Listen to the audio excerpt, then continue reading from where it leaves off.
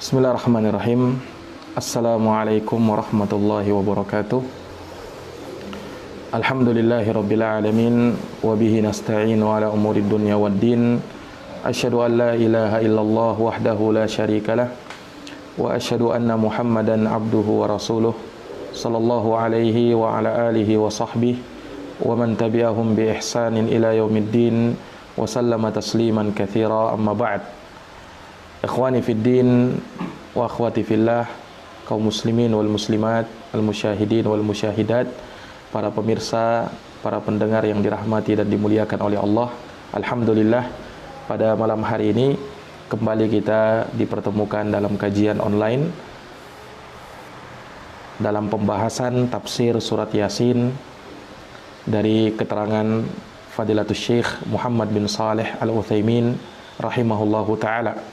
Nah, kemarin kita telah membacakan 3 ayat dari surat Yasin, ayat yang ke-38, 39 dan 40.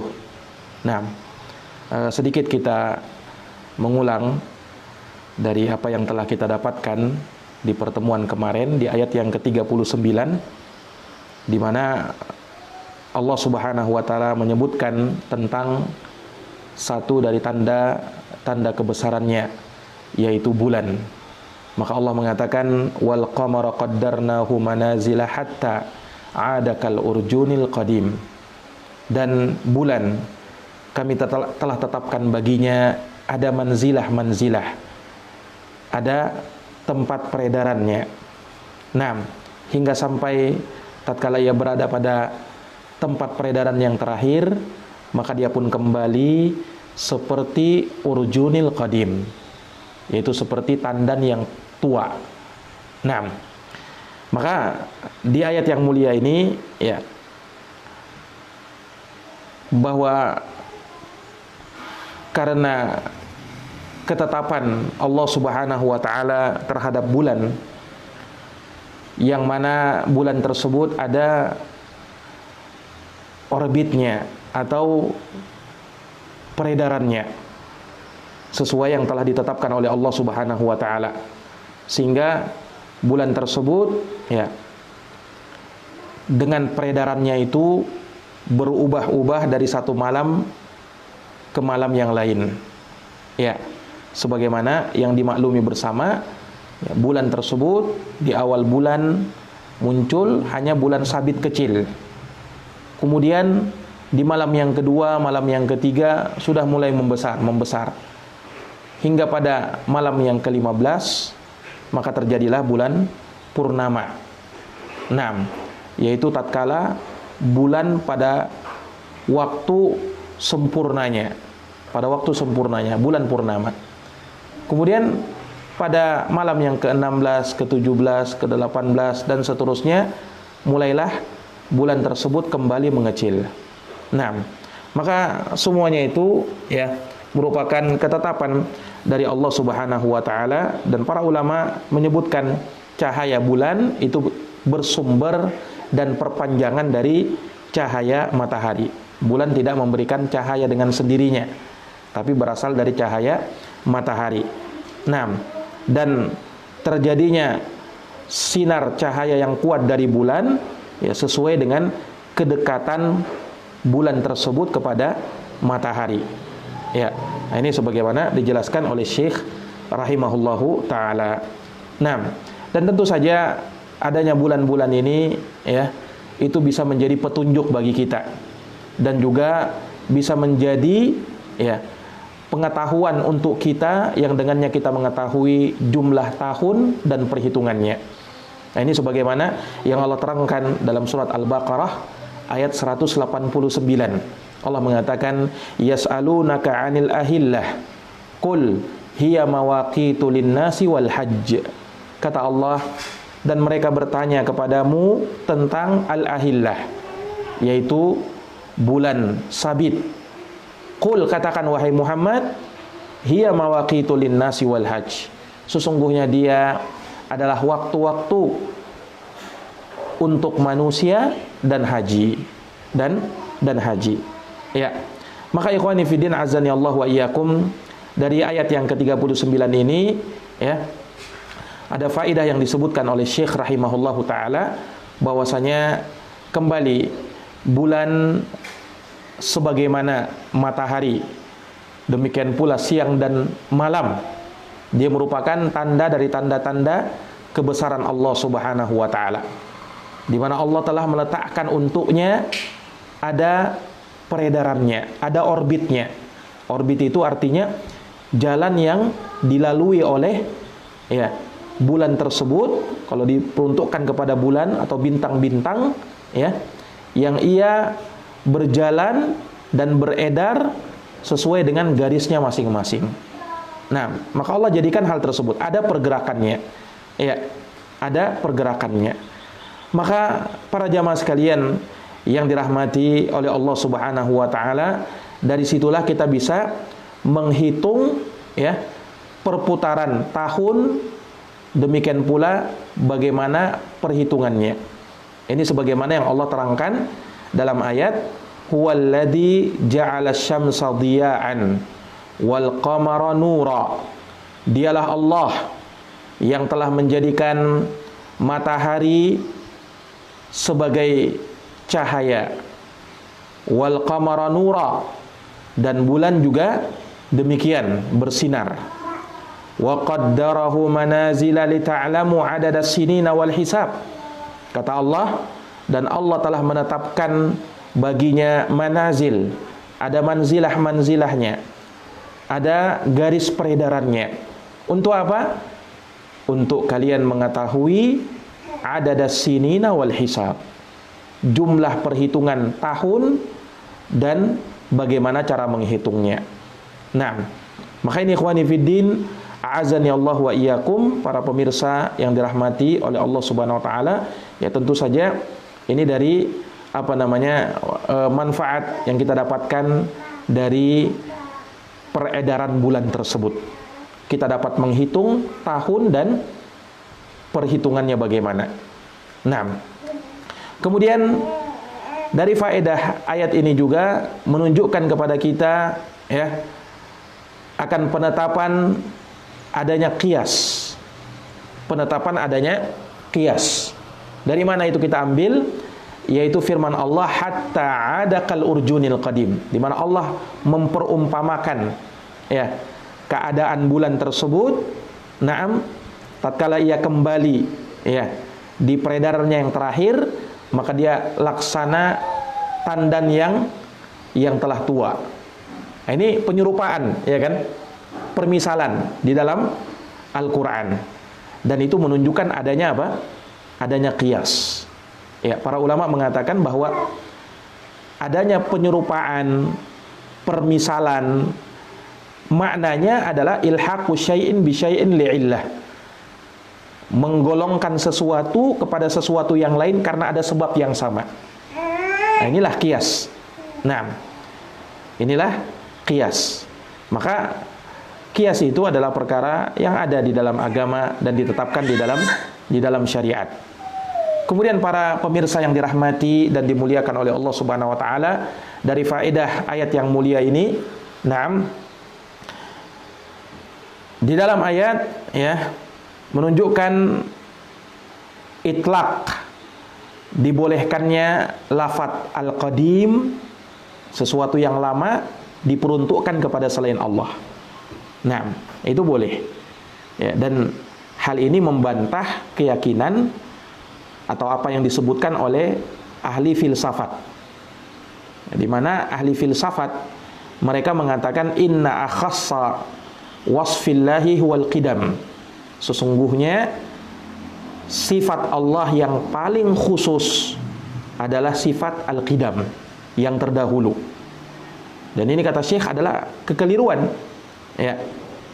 Seandainya al-qidam, yang terdahulu, itu merupakan sifat khusus bagi Allah, maka tidak mungkin selain Allah disifatkan dengan hal yang sama. Selain Allah ternyata juga disifatkan seperti dalam ayat kal urjunil qadim, tandan yang tua, yang sudah dahulu lama. Kalau itu merupakan sifat khusus bagi Allah, tidak mungkin Allah selain Allah disifatkan dengan hal yang sama. Dan al-qidam tidak menunjukkan sesuatu yang bersifat azali. Nah, sementara Allah itu harusnya ya sifatnya itu azali. Ya. Allah itu azali. Nah, azali itu artinya sesuatu yang ada ya semenjak dahulu kala tanpa ada permulaan. Beda dengan qidam atau qadim. Ya, kalau qadim ini maknanya ya sesuatu yang terdahulu. Bisa jadi sebelumnya belum ada, kemudian menjadi ada. Dan itu mustahil bagi Allah Subhanahu wa taala. Allah ada tanpa permulaan. Demikian pula sifat-sifatnya juga seperti itu. Ya kan? Nah, sehingga ya kalau dikatakan bahwa Allah Subhanahu wa taala ya memiliki sifat al-awwaliyah yang pertama-tama ya, maka ini tentunya dari perkara yang kita sepakati. Nah, karena Allah memang huwal awwal. Dialah yang maha pertama, alladzi laisa qablahu syai', yang tidak ada sesuatu apapun sebelumnya. Nah, tidak ada sesuatu apapun sebelumnya. Maka ini para pemirsa yang dirahmati oleh Allah, dari faedah yang ketiga yang kita bisa ambil dari ayat ke-39 di surat Yasin ini. Kemudian yang keempat juga, ayat ini menunjukkan kepada kita dalil akan kudratullah, kekuasaan Allah. Naam, di mana Allah Subhanahu wa taala menjadikan adanya cahaya bagi bulan. Ya. Di mana cahaya tersebut bermula dari sesuatu yang kecil ya, kemudian bertambah kuat dan terus bertambah kuat, sempurna cahayanya di bulan purnama. Kemudian setelah itu kembali lagi menjadi lemah cahayanya bersamaan dengan ya bulan tersebut mengecil, ya kan? Maka ini menunjukkan akan kekuasaan Allah Azza wa Jalla ya, dan tentu saja semua itu dengan ketetapan dari Allah. Sebab kalau Allah menghendaki, bisa saja Allah menjadikan bulan itu full terus, penuh terus, ya kan? Dan bisa juga Allah menjadikan bulan tersebut tidak bertambah-tambah. Semuanya di atas kekuasaan Allah Subhanahu wa taala. Nah, ini para jamaah sekalian. Kemudian dari faedah juga ya dari ayat yang mulia ini, di dalamnya terdapat isyarat ya akan keadaan manusia. Nah, di mana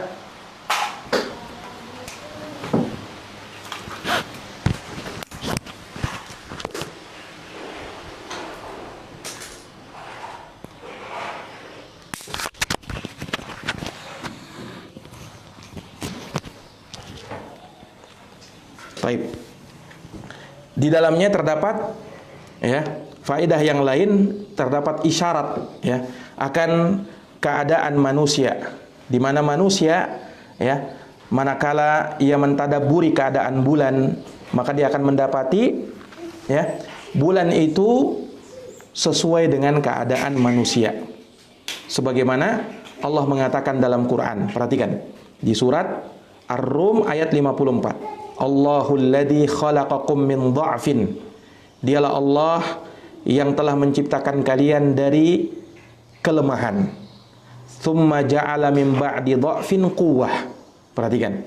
Kemudian Allah menjadikan setelah kalian lemah menjadi kuat. Tsumma ja'ala min ba'di quwwatin dha'fa.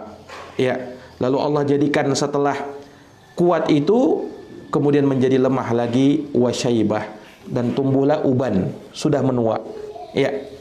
Maka ini keadaannya mirip dengan bulan. Dari mulai cahayanya lemah di awal bulan, kemudian berkembang hingga kuat. Ya, sempurna di malam yang ke-15. Nah, kemudian tidak selama-lamanya seperti itu.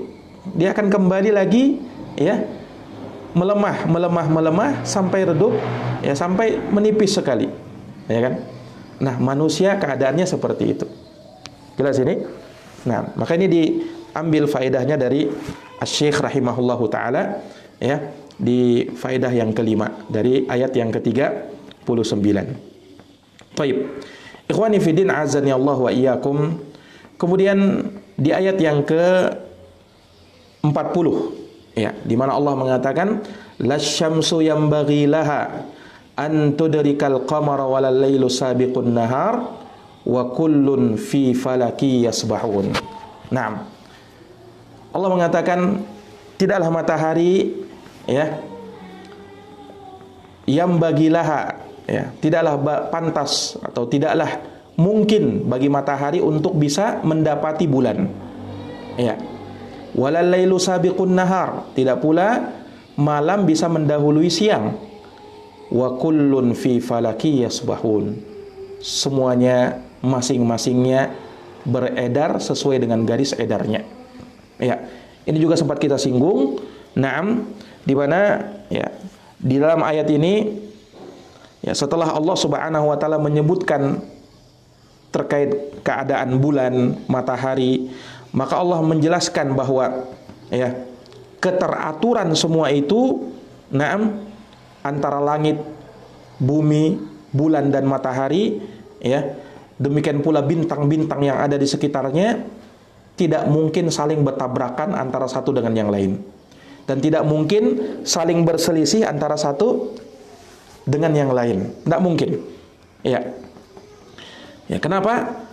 Karena semuanya telah diatur oleh Allah Subhanahu wa taala. Ya, semuanya telah diatur oleh Allah Subhanahu wa taala. Nah, makanya Allah mengatakan la yambagi, tidak mungkin dia bisa. Ya, la yambagi ya, perlu kita ketahui dalam Al-Qur'an, kalau kita mendapati kata la yambagi ya, maka maknanya adalah al-mumtani' ghayatal imtina', ya, sesuatu yang mustahil, tidak mungkin sama sekali terjadi. Itu maknanya kalau kita temukan kalimat la yambagi di dalam Al-Qur'an. Ini kaidah disebutkan oleh Syekh rahimahullahu taala. Sama seperti firman Allah, "Wa ma yambagi lirrahmani ayyattakhidha walada." Dan tidaklah yambagi. Nah, kalau terjemah asalnya yambagi dalam bahasa Arab artinya tidak sepantasnya.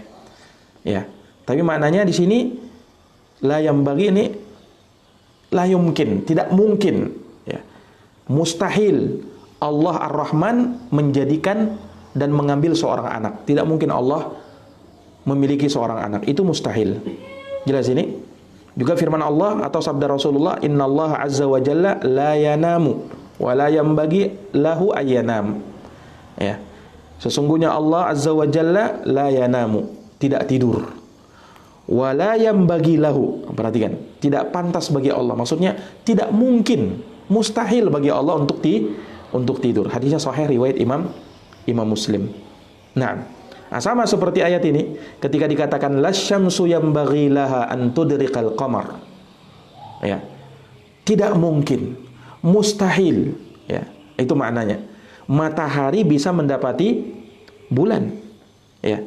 Tidak mungkin mereka berkumpul ya di malam hari. Ya. Kita bisa lihat bulan dan matahari. Tidak mungkin. Nah, jelas ini? Dan tidak mungkin matahari itu akan keluar di malam hari apabila dia sudah terbenam di sore harinya. Tidak mungkin dia muncul lagi, ya kan? Kenapa? Karena ini menyelisihi ketetapan Allah Subhanahu wa taala terhadap ya matahari tersebut. Sehingga tidak mungkin. Nah, tidak mungkin saling bertabrakan, tidak mungkin ada ada ketidakteraturan, tidak mungkin. Ya. Kecuali manakala tiba saatnya. Tiba hari kiamat. Nah, kalau sudah tiba hari kiamat, ya bisa jadi keteraturan tersebut menjadi rusak. Ya, namanya hari kiamat, ya kan? Allah Subhanahu wa taala mengatakan yauma tubaddalul ardu ghairal ardi was samawat. Hari tatkala bumi diganti dengan bumi yang lain. Ya. Demikian pula langit. Wa barazulillahil wahidil qahhar. Dan manusia dikumpulkan di hadapan Allah Subhanahu wa taala yang Maha Esa lagi Maha Perkasa. Nah, kemudian Allah juga menyebutkan akan ketidakmungkinannya, yaitu mustahilnya, ya,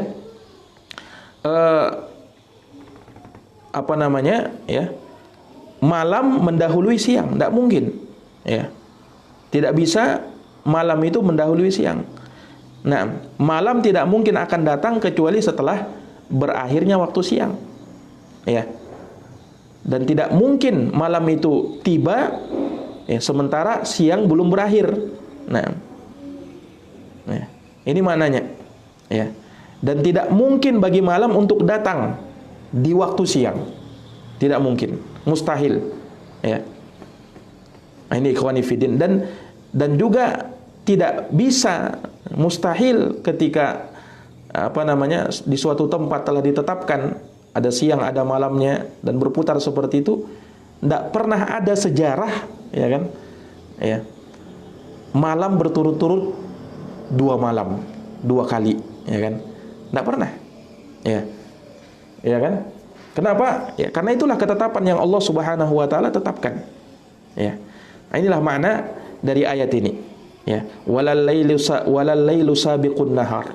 Malam tidak mungkin bisa mendahului siang. Ya, kenapa? Wa kullun fi falaki yasbahun. Karena masing-masingnya sudah beredar sesuai dengan garis edarnya masing-masing. Keteraturannya sudah ditetapkan oleh Allah Subhanahu wa taala. Nah, maka di dalam ayat ini, di ayat yang ke-40 ini, ya, terdapat dalil, bahwa sunnatullah azza wa jalla itu tidak mungkin berubah. Ya. Sunnatullah yang Allah telah tetapkan tidak mungkin ada perubahan pada asalnya. Makanya dalam Quran dikatakan walan tajida li sunnatillahi tabdila. Ya, mirip dengan itu ayat yang lain walan tajida li sunnatillahi tahwila. Ya. Engkau tidak akan mendapati pada sunnatullah yang telah ditetapkan oleh Allah perubahan. Ya, tidak mungkin ada. Nah, sunnatullah yang Allah tetapkan tidak mungkin terjadi perubahan. Ya. Tidak mungkin terjadi perubahan kecuali kalau Allah menghendaki adanya perubahan. Ya kan? Ya, tapi ketika Allah menetapkan sudah sunnatullahnya seperti itu, maka seperti itu. Ya. Tapi mampu tidak Allah Subhanahu wa taala merubah hal yang semestinya tidak seperti itu kemudian terjadi seperti itu, menyelisihi kebiasaan? Ya tentunya Allah Maha mampu. Pernah tidak terjadi? Naam, pernah terjadi. Ya, yaitu kalau kita pernah membaca kisahnya Nabi Yusha ibn Nun, ya, Nabi Yusha bin Nun, penerusnya Nabi Musa alaihi salam. Ya, disebutkan dalam riwayat bahwa Nabi Yusha bin Nun ini tatkala berperang, beliau berdoa kepada Allah supaya matahari itu tertahan. Ya, maka ditahanlah matahari untuk beliau. Sehingga matahari yang harusnya dia sudah terbenam, dia tertahan. Ya. Kenapa? Karena permohonannya Nabi Yusha bin Nun. Dan disebutkan bahwa tidak ada dan tidak pernah matahari itu tertahan kecuali untuk Nabi Yusha ibn Nun, ya, alaihi salam. Nah, itu disebutkan. Kan ini menyelisihi. Ya. Tapi itu semuanya terjadi berubah dengan takdir Allah Subhanahu wa taala. Demikian pula pada hari kiamat. Ya kan? Di hari kiamat salah satu tanda besar hari kiamat, matahari terbit dari arah barat. Ini kan menyelisihi. Ya harusnya dia terbit dari arah timur. Nah, pada hari kiamat berbeda. Ya, terbit dari arah barat. Dan itu salah satu tanda kiamat, ya kan? Dia berubah. Nah, dia berubah, mengalami perubahan. Ya. Demikian pula ya telah sahih, ya kan, bagaimana Nabi SAW pernah membelah bulan, ya kan? Dan itu terjadi di masa Rasulullah SAW. Ya, ini menunjukkan bahwasanya kalau Allah menghendaki, ya bisa saja berubah. Ya, tapi pada dasarnya ketetapan Allah itu tidak berubah. Sunnatullah itu tidak berubah kecuali kalau Allah menghendaki adanya perubahan. Nah, ini para jamaah sekalian yang dirahmati oleh Allah Subhanahu wa taala. Nah, kemudian ya dari faedah juga ya bahwa ayat ini menunjukkan bahwa matahari tidak mungkin ya keluar di malam hari. Matahari tidak mungkin keluar di malam hari. Kenapa? Karena ini tentunya menyelisihi ya sunnatullah, ketetapan Allah Subhanahu wa taala. Nah, ya, tapi kalau Allah menghendaki ya bisa saja kan? Karena Allah itu innama amruhu idza arada syai'an ayyaqula lahu kun fayakun. Allah tinggal mengatakan jadilah maka terjadilah. Nah, kemudian juga seperti yang tadi kita sebutkan, malam tidak mungkin mendahului siang. Ya. Tidak mungkin dia akan mendahuluinya dan tidak mungkin ada berturut-turut 2 malam, tidak mungkin. Nah, ya. Karena itu sekali lagi menyelisihi sunnatullah. Taib. Kemudian dari ayat ini juga menunjukkan bahwa matahari dan bulan, ya, malam dan siang itu berada di garis orbitnya. Ya. Jalan ya, peredaran masing-masing bintang itu, bulan, matahari dan seterusnya. Nah, ya berputar seperti yang telah ditetapkan oleh Allah Subhanahu wa taala. Ya. Kemudian juga Syekh menyebutkan terkait dengan faedah ayat, ya, akan lemahnya pendapat sebagian orang yang mengatakan, ya, matahari itu katanya di langit yang keempat, bulan ada di langit dunia, lalu dijadikan bintang-bintang tertentu, ya, berada pada urutan-urutan. Ya. Syekh menyebutkan bahwasanya urutan-urutan seperti itu tidak ada dalilnya, tidak ada dalilnya. Nah, di dalam Al-Quranul Karim, tidak pula di dalam sunnah Nabi Sallallahu Alaihi Wasallam. Maka tidak boleh seseorang berkata, ya, tanpa ilmu yang dia punya. Kalau dia meneliti, ya, sesuai dengan penelitian yang memang dibenarkan, ya boleh saja. Tapi kalau tidak ada penelitian kemudian menetapkan, ya, tanpa ada dalil, ya, tanpa ada hujjah, tanpa ada penelitian sebelumnya, maka itu tidak diperbolehkan. Itu tidak diperbolehkan. Nah, taib.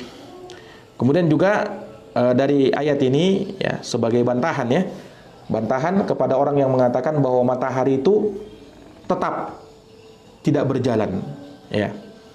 Ini apa namanya, dibantah dengan ayat-ayat ini. Bahkan di ayat sebelumnya jelas, ya, wasyamsu tajri, matahari itu berjalan, ya. Kalau mungkin pernah kita dapati bumi berjalan mengitari matahari, matahari yang tetap, ya, kita katakan tidak, matahari pun berjalan.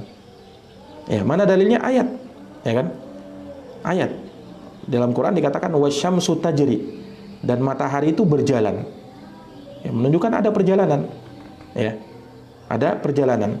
Nah, dan Allah tentu saja lebih tahu tentang keadaan makhluknya. Taib. Kemudian para jamaah sekalian, di ayat yang ke-41. Nah, di ayat yang ke-41, ya, Allah mengatakan wa ayatul lahum. Ini masih menyebutkan tanda kebesaran Allah, dan tanda kebesaran Allah bagi mereka, anna hamalna dzurriyyatahum fil fulkil mashhun, bahwa kami mengangkut, ya, keturunan-keturunan mereka di dalam perahu atau kapal yang penuh muatan. Nah, ini berkisah tentang perahunya Nabi Nuh alaihi salam. Sebagaimana dimaklumi bersama, ya, bagaimana Nabi Nuh alaihi salam tatkala beliau berdakwah, ya, dan diberikan oleh Allah umur 950 tahun. Nah, tapi banyak kaumnya yang menolak dakwah Nabi Nuh. Maka Allah perintahkan untuk membuat perahu, ya, kepada Nabi Nuh alaihi salam, ya, agar menyelamatkan dirinya dan orang-orang yang ikut bersamanya dari pengikutnya Nabi Nuh. Naam, karena Allah akan menurunkan azab kepada kaumnya. Ya. Nah, maka disebutkan ayat ini, wa ayatul lahum, dan tanda kebesaran Allah bagi mereka, anna hamalna dzurriyyatahum, bahwa kami mengangkut keturunan-keturunan mereka. Ya, dzurriyyah itu asalnya keturunan, ya, walaupun nanti akan ada tafsir yang lain terkait dengan ayat ini, fil fulkil mashhun, di dalam kapal yang penuh dengan muatan. Ya. Nah, ini juga merupakan tanda dari tanda-tanda kebesaran dan kekuasaan Allah. Ya. Dalam sebagian qiraah, kata dzurriyyatahum dibaca dengan dzurriyyatihim. Ya. Dibaca seperti itu. Ya. Ditafsirkan terkait dengan ayat ini, ya, bermakna abauhum, bapak-bapak mereka yang ke atas. Nah, sementara kapal yang dimaksud dalam ayat ini adalah kapalnya Nabi Nuh alaihi salam. Al-mashhun artinya al-mamlu, yang penuh dengan muatan. Menunjukkan bahwa ketika Nabi Nuh alaihi salam membuat kapal itu, ya, banyak muatan-muatannya. Nah, wallahu alam, ya, apakah hanya manusia saja atau juga ikut di dalamnya hewan-hewan atau apa, yang jelas penuh dengan muatan. Nah, penuh dengan muatan. Maka Allah mengabarkan, ya, kepada manusia, ini juga tanda kebesaran Allah untuk manusia itu seluruhnya. Nah, ya, dan bahwasanya dari rahmat Allah Subhanahu wa taala kepada mereka, ya, kepada manusia ini, dan karunia Allah untuk mereka, Allah menjadikan ada kendaraan untuk mereka, yang dengan kendaraan itu mereka bisa melintasi lautan. yaitu apa yang disebut dengan kapal atau perahu. Ya kan? Nah, Allah tundukkan bagi mereka yang dengan kapal tersebut mereka bisa berusaha, mereka bisa menelusuri, mencari rezeki, nah, dan hal-hal yang lain, ya, yang mereka bisa lakukan, ya kan? Nah, ini juga salah satu tanda dari tanda-tanda kebesaran Allah Subhanahu wa taala untuk manusia. Nah, ya. Jadi kita ingatkan tadi dzurriyyah, ya, asal katanya dalam bahasa Arab artinya keturunan, ya. Tapi boleh juga, ya, dimaknakan kepada orang-orang yang berada di atas kita, usulnya kita, bapak-bapak kita, kakek-kakek kita dan seterusnya. Ya, karena Syekh menyebutkan kata dzurriyyah itu bisa dietlakkan untuk itu. Sebagian ulama menyebutkan kata dzurriyyah lafzun mushtarak, lafaz yang berserikat, boleh dietlakkan untuk furu', ya, itu yang banyak kita kenal. Furu' itu keturunan kita ke bawah, anak, cucu dan seterusnya. Dan boleh juga pada usul bapak dan seterusnya ke atas. Nah, dan Syekh menyebutkan bahwa itu juga benar, ya. Dan itu sesuai dengan konteks ayat ketika dimaknakan itu usulnya, bapak-bapaknya, ya kan? Ya, karena Allah menceritakan, ya, terkait dengan hal ini, ya, apa yang memang menjadi nenek moyang kita, ya. Nabi Nuh alaihissalam termasuk bapaknya manusia, ya, bahkan Nuh itu dikatakan bapaknya manusia yang kedua, ya, karena disebutkan bahwasanya Nuh alaihissalam, ya, ketika Allah Subhanahu wa taala perintahkan beliau untuk membuat perahu, kemudian ikut bersamanya pengikut-pengikutnya, nah, maka ternyata Allah menurunkan azab. Seluruh manusia ketika itu, ya, dimatikan oleh Allah Subhanahu wa taala. Nah, yang tersisa hanya di atas perahu saja.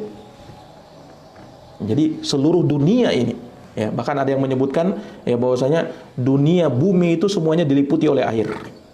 Ketika Allah Subhanahu wa taala menurunkan banjir yang besar, bagaimana, bayangkan, ya, sampai gunung, ya, disebutkannya dalam ayat.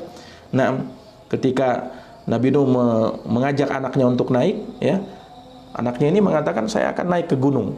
Ternyata gunungnya pun tenggelam, ya, luar biasa, sampai ada gunung yang tenggelam oleh banjir itu. Nah, dan para ulama menyebutkan bahwasanya pada saat itu tidak ada yang selamat manusia di dunia ini, ya, kecuali yang ada di atas perahunya Nabi Nuh. Nah, kemudian dari sanalah, ya, mereka memulai hidup baru, dan disebutkan bahwasanya dari Nabi Nuh dan orang yang bersamanya tidaklah menyisakan keturunan kecuali berasal dari keturunannya Nabi Nuh. Berasal dari keturunannya Nabi Nuh alaihissalam. Adapun yang bersama Nabi Nuh tidak menghasilkan keturunan yang lain. Cuman Nabi Nuh alaihissalam saja. Nah, makanya dari sana para ulama mengatakan Nabi Nuh itu sebagai nenek moyang kita yang kedua setelah Adam. Ya kan? Kita tahu bahwasanya Adam nenek moyang kita yang pertama kali, ya kan? Nenek moyang yang kedua adalah Nabi Nuh. Kenapa? Karena peristiwa tadi. Ketika Allah menurunkan azab, ya, tidak ada yang tersisa kecuali Nuh dan orang-orang yang bersamanya. Dan mereka ini tidak menghasilkan keturunan yang terus, ya, kecuali Nabi Nuh alaihissalam. Maka kita ini keturunannya Nabi Adam dan juga Nabi Nuh alaihissalam. Ya, beliau Nabi Nuh adalah nenek moyang kita yang kedua. Ini para jamaah sekalian yang dirahmati dan dimuliakan oleh Allah Subhanahu wa taala. Taib. Demikian apa yang bisa kita bacakan pada kesempatan malam hari ini, semoga bermanfaat, ya. Wallahu taala alam bissawab. Kita akhiri dengan doa kafaratul majlis. Subhanakallahumma wa bihamdika asyhadu an la ilaha illa anta astaghfiruka wa atubu ilaik. Walhamdulillahirabbil alamin. Wassalamu alaikum warahmatullahi wabarakatuh.